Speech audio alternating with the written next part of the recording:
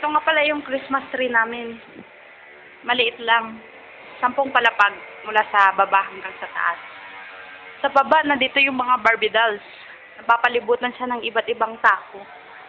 Nakaupo sila sa isang nakadesign na snow. Sa may first floor. Ayan. Iba't ibang tao. Lahat sila nanggaling sa una. Snow. Hindi mo mapapansin yung unang palapag ito pala ay magiging snow.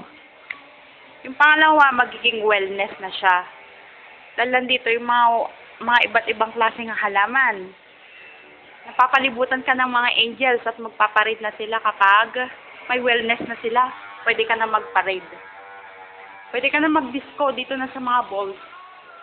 Gusto mong magsaya lahat ng mga gusto mong paraan.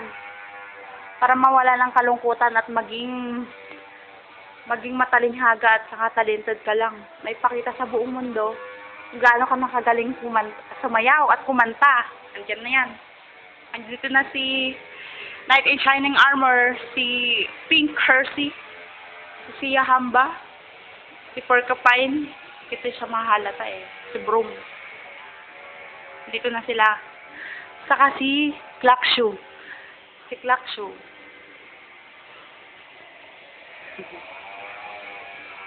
Hindi ko pala siya halata Ito na yun. Si Clackshoe. Naka-stop nga lang yung orasan niya. Nawala na ng baterya. So, makikita niyo naman. Maliit lang ang aking Christmas tree.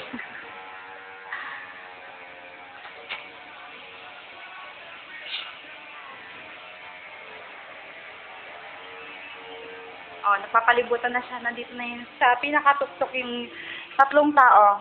Si Katulong, si Modela, at si Bata. Alright? Si Bata pala to. Si Mother Katulong. Pwede siyang umikot.